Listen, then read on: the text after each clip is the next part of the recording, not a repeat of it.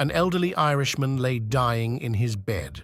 While suffering the agonies of impending death, he suddenly smelled the aroma of his favorite cheese scones wafting up the stairs. He gathered his remaining strength and lifted himself from the bed. Leaning against the wall, he slowly made his way out of the bedroom, and with even greater effort, gripping the railing with both hands, he crawled downstairs. With labored breath, he leaned against the doorframe, gazing into the kitchen.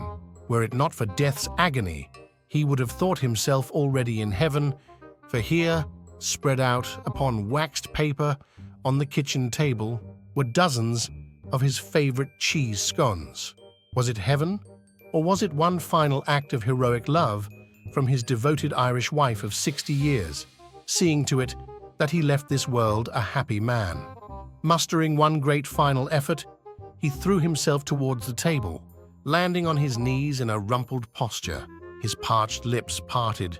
He could almost taste the cheese scone before it was in his mouth, seemingly bringing him back to life.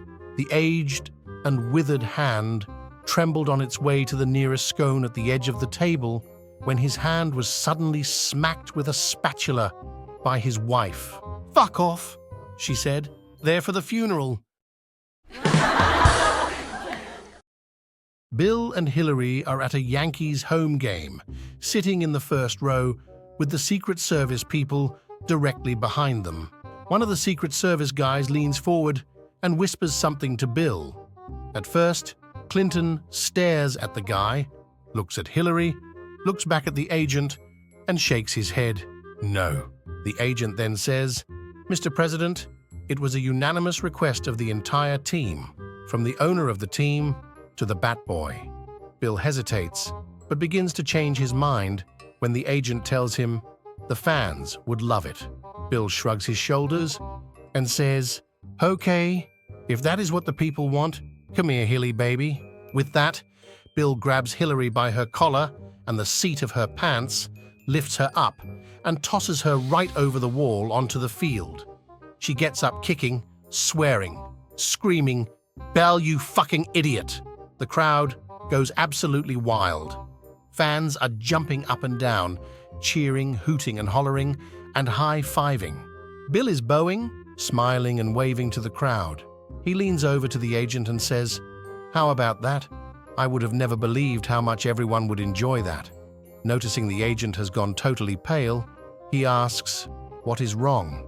The agent replies, "Sir, I said they want you to throw out the first pitch." A teenage boy takes a quadriplegic girl on a date to dinner and the movies.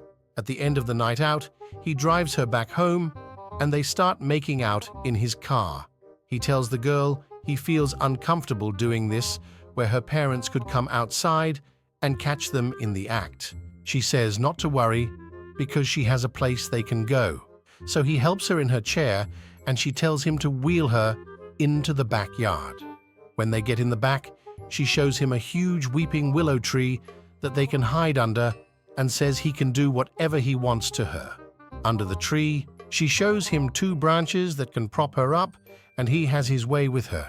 When they finish, he dresses himself and her, puts back into her chair, wheels her to the front door, and knocks. When her father sees the young man, he thanks him. The boy feels very uncomfortable because of what he just did to the man's daughter and asks, "Why are you thanking me?" "Because, son," the father answers, "you are the first boy to take her out of the tree." The top 9 comments made by NBC sports commentators during the Summer Olympics. Weightlifting commentator: "This is Grigorieva from Bulgaria. I saw her snatch this morning during her warm-up, and it was amazing." Dressage commentator: "This is really a lovely horse, and I speak from personal experience since I once mounted her mother." Paul Ham, gymnast: "I owe a lot to my parents, especially my mother and father." Boxing analyst: "Sure, there have been injuries and even some deaths in boxing, but none of them really that serious." Softball announcer: "If history repeats itself, I should think we can expect the same thing again." Basketball analyst: He dribbles a lot and the opposition doesn't like it. In fact, you can see it all over their faces. At the rowing medal ceremony, isn't that nice? The wife of the IOC president is hugging the cocks of the British crew. Soccer commentator, Julian Dix is everywhere. It's like they've got 11 dicks on the field. Tennis commentator, one of the reasons Andy is playing so well is that before the final round, his wife takes out his balls and kisses them. Oh my God, what have I just said? John, Bruce, and Steve are sitting around at a bar after a sip of his martini. John says, "Tomorrow is my anniversary. I got my wife a double cheeseburger and a new Enzo. I figure if she doesn't like the burger, at least she will like the car." After finishing his scotch, Bruce replies, "Well, on my last anniversary, I got the wife a string of pearls and a trip to the Bahamas. I figured if she didn't like the pearls, at least she would like the trip." Steve takes a swig of his beer and says, "Yeah, for my anniversary I got Colette a t-shirt and a dildo. That way, if she didn't like the shirt, she could go fuck herself." A guy looking for a job finds that a certain mill is hiring lumberjacks. So he goes out to the mill and talks to the foreman, who tells him all about the job, pay, and housing for all of the lumberjacks. Everything looks perfect and the guy is ready to go to work at once. But when he was walking around, he noticed that there weren't any women around.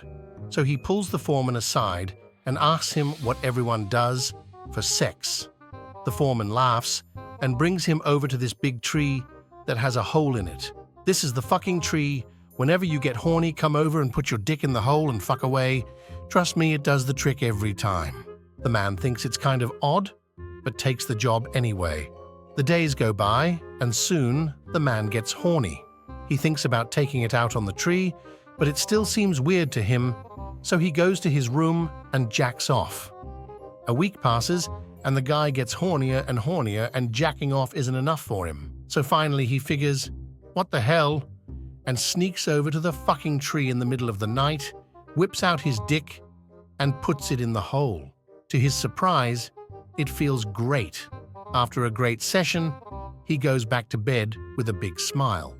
The next day, after a hard day of work, he makes another visit to the tree, and it's even better this time. Again, he pounds away at the tree. He can't believe how amazing the tree is, and wonders what kind of magic tree they have. Things just couldn't get better for him.